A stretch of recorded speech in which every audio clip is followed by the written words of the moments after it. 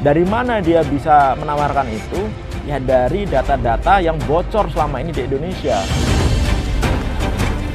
Total transaksi yang sudah dibukukan oleh PPATK itu 155.459. Kalau komisi aja 10%, 15 triliun. Kalau perlindungan itu minimal 30%.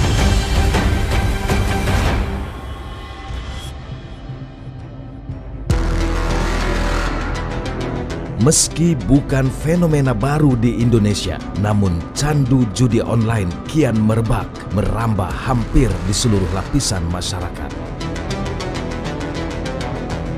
Ya, judi online kini telah membuat sebagian masyarakat menjadi candu menggiurkan, namun menjebak. Duduklah siku dulu, awak yang menengah dari orang-orang.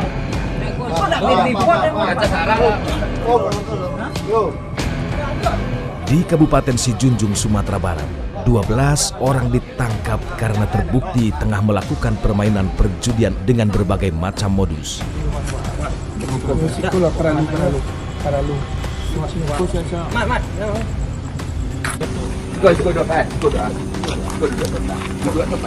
Kami dari Polres. Apa dari mana? Modus pelaku untuk satu kasus judi darat permainan kartu itu melibatkan 4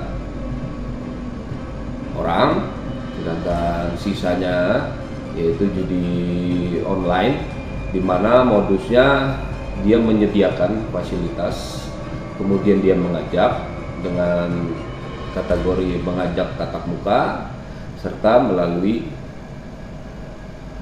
WhatsApp. Dari penangkapan tersebut, ironisnya, 2 orang di antaranya merupakan seorang ketua rukun warga dan aparatur sipil negara atau ASN. 10 kasus yang melibatkan 14 tersangka ini, ada satu yang cukup menonjol ya dari segi profesi, yaitu 1 ASN di Satpol PP Kabupaten Sijunjung. Sejak tahun 2018, pemerintah lewat Kementerian Komunikasi dan Informatika telah menutup 500.000 website yang terindikasi ke judi online. Walaupun telah coba diberangus dan dilarang, nyatanya judi online masih eksis di Indonesia hingga detik ini. Bahkan modusnya kini menempel pada website-website milik pemerintah. Lalu bagaimana cara kerja sebuah situs judi online? Benarkah merekalah yang kerap membeli data masyarakat yang bocor? Dari mana dia bisa menawarkan itu? Ya dari data-data yang bocor selama ini di Indonesia. Ada Tokopedia, Bukalapak, Bhinneka, BRI Life, BPJS Kesehatan, ya kan. Kemarin ada PLN, ada IndiHome Telkom, ada data SIM card, ada data KPU dan lain-lain gitu. Nah, data-data itu data yang menarik untuk agen-agen judi online ini, sama mereka dibeli itu.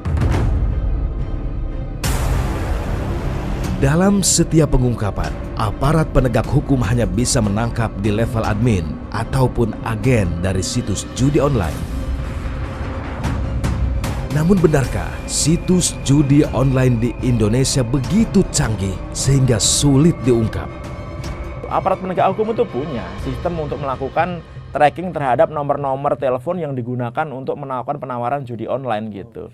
Nah, itu kan sampai sekarang kan dibiarkan saja gitu. Jadi ini sebenarnya terjadi pembiaran ini. Aparat penegak hukum membiarkan, kemudian operator juga membiarkan. Kenapa saya bilang operator membiarkan? Karena kan para agen judi online ini, mereka memberikan tawaran judinya itu menggunakan SMS.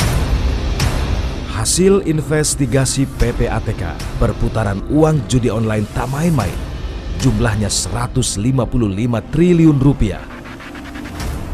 Jadi total transaksi yang sudah dibukukan oleh PPATK itu sejak di tahun 2022 saja itu ada 312 rekening, itu isinya 836 miliar. Dan PPATK sudah menerima laporan terkait dengan transaksi judi online itu Jumlahnya total itu 155 triliun 459. Jadi memang besar sekali, besar sekali. Transaksi yang dilaporkan kepada PPATK, yang dianalisis oleh PPATK itu 121 juta transaksi, hampir 122 juta transaksi terkait dengan judi online. Lalu benarkah dari triliunan dana yang berputar di judi online mengalir ke oknum penegak hukum?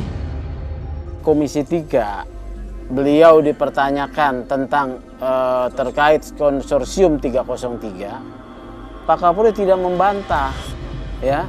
Pak Kapolri menyatakan terkait informasi ini akan diselidiki. Brigjen Hendra Kurniawan Karopaminal itu ke Jambi, kan disebutkan dia menggunakan private jet. Ini nggak mungkin private jetnya polisi, ya. Ini private jetnya siapa? IPW mendapat data itu private jetnya salah seorang diduga bandar judi online. Jadi ada koneksitas nih, ya, antara polisi yang di dalam Satgasus dengan bandar judi online. Benarkah uang judi online masuk ke kantong oknum jenderal polisi? Jenderal bintang 2 dulu. Bintang 2 baru bintang 3. Iya, jenderal bintang 2. Kemudian setelah 2 hari muncul skema konsorsium dengan Sambo, muncul lagi skema konsorsium dengan jenderal bintang 3. Berarti itu ada kecenderungan bahwa informasi itu benar. Bukan hoax. Kalau kebenarannya kan adalah menjadi tanggung jawab dari Pak Kapolri untuk melakukan penyelidikan. Lalu, berapa banyak uang yang masuk ke kantong oknum polisi? Kalau komisi aja 10% berapa itu? 15 triliun. Ya. Kalau perlindungan itu minimal 30%.